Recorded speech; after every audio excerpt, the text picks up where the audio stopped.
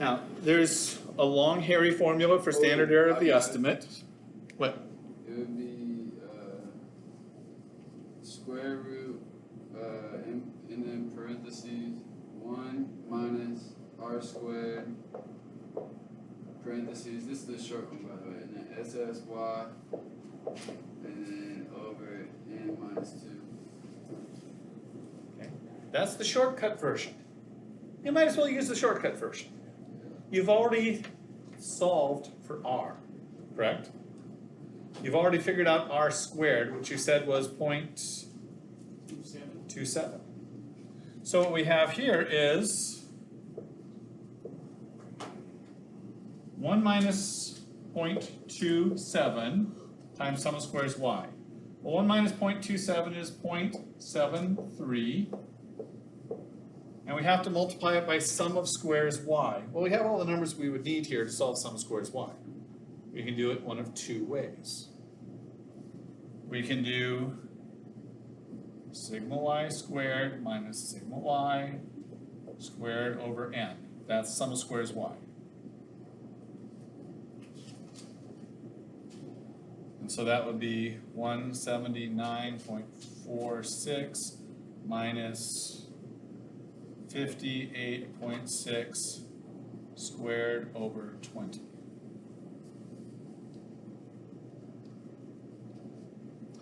The other way to do it is knowing that you've got the standard deviation. What is the relationship between the two?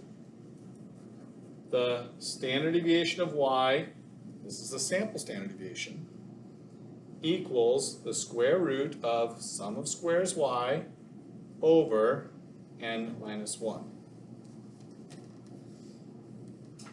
We've done that from chapter 3. We've done that right from the beginning. This is how you figure out a standard deviation. Sum of squares over n minus 1 square rooted. That's the standard deviation.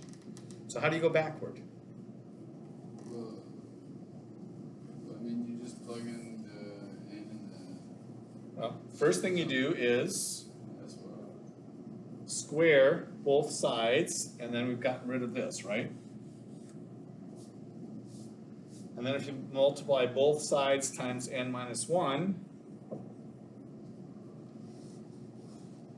you've got sum of squares. So you just take your standard deviation, square it times n minus 1, and that'll give you your sum of squares as well.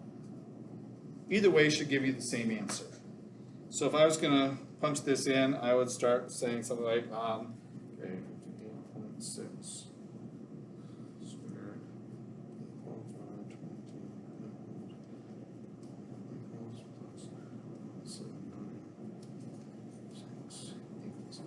$7.762. Or I scroll over to the standard deviation of y, square it times n minus 1, and I get 7.762. I get the exact same number either way. Whichever's easier for you, just do it. Well, then you drop that in here. 7.762, and you divide it by 18.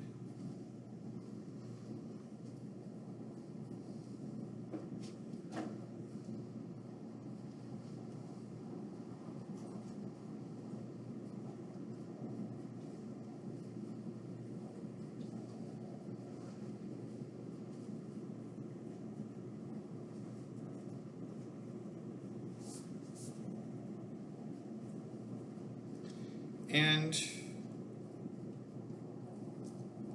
I get 0.56. I want to double check it, but that's probably correct.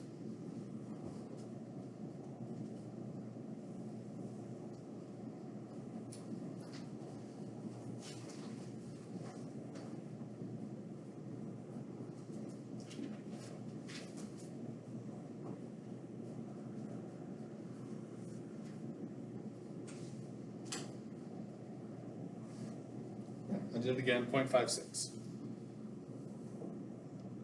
So the standard error of the estimate, which is written, the standard deviation for predicting y from x. So you know it's the standard deviation around your predicted value.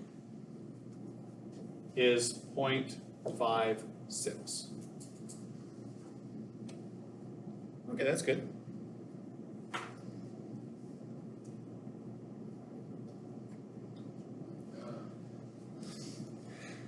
Once you have all that in place, we keep the equation of the line, we can move some of this other stuff.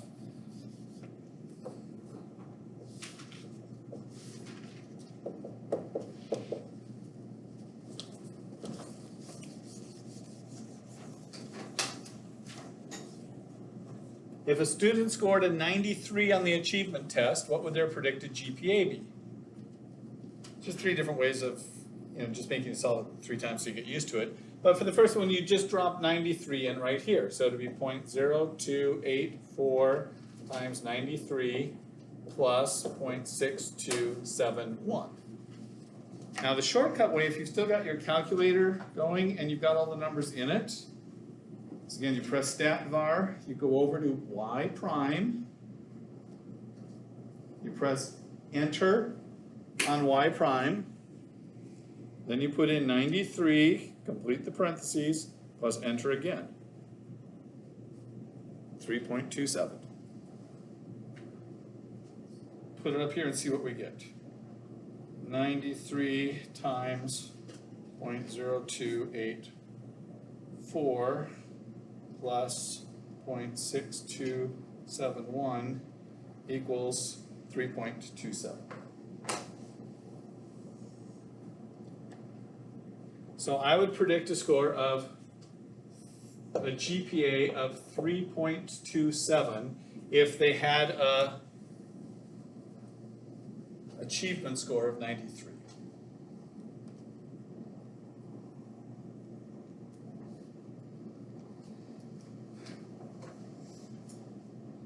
For 74,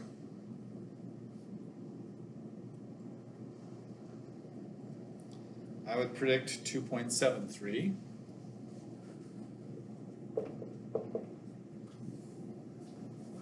For 88,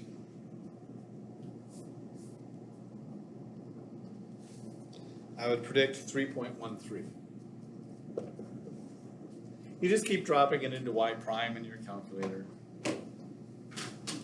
It'll solve it for you every time. Now, here's the tricky one.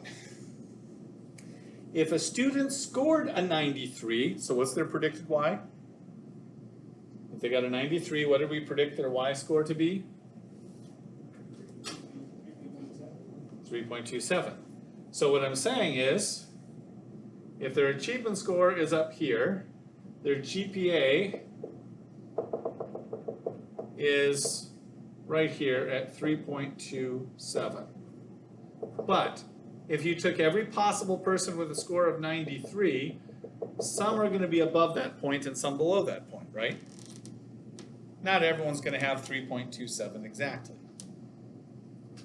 So I want to say plus or minus a certain number of points. Well, if I say 68.26% of the time, you would expect their GPA to be within what scores? The question I'm asking is,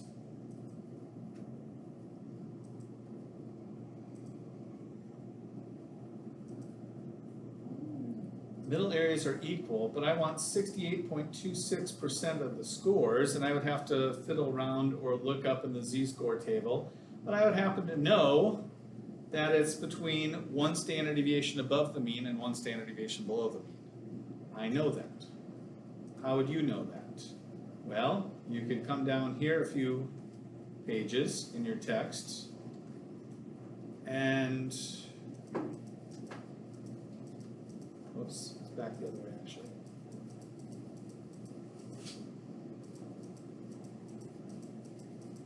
Here. On page 171.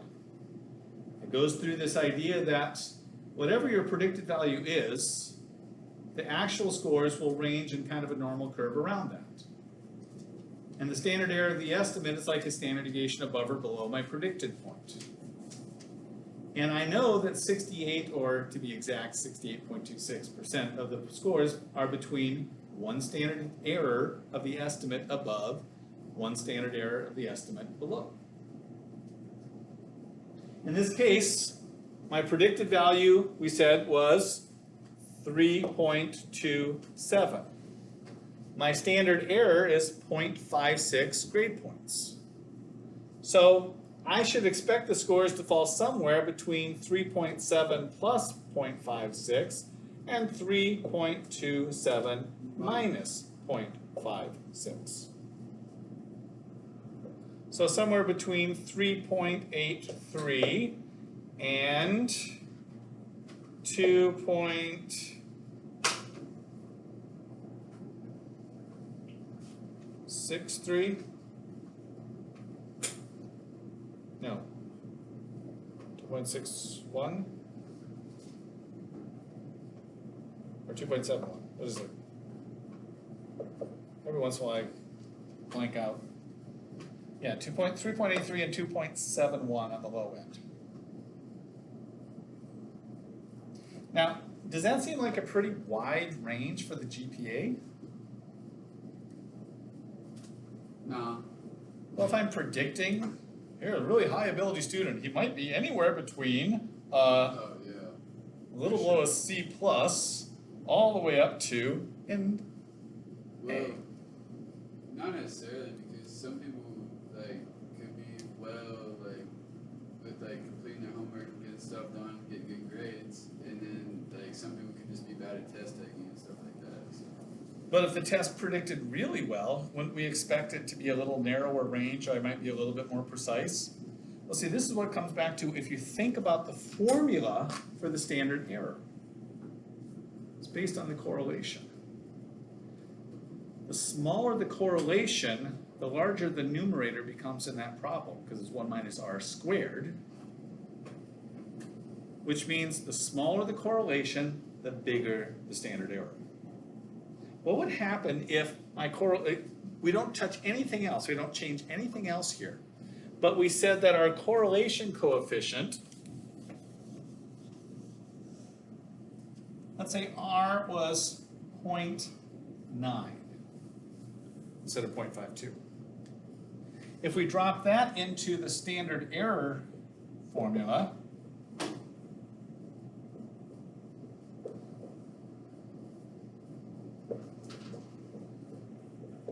what would end up happening is 1 minus 0.81 times 7 point, what did we say, 7.72 I think it was.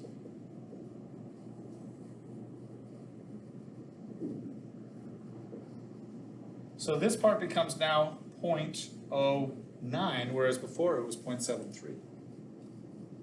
That makes this whole thing much smaller than it was, which drops this down to about 0.2 instead of 0.56, which means we would end up saying, well, we'd be between 3.07 and 3.47.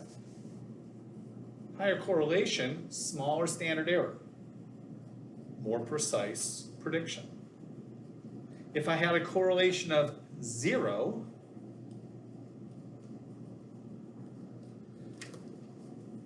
I would be guessing the mean. If I had a correlation of 1, then the square of 1 is 1. The standard error becomes 0 because I have a perfectly straight line. There's no error. Whatever I'm predicting, that's what it would be exactly.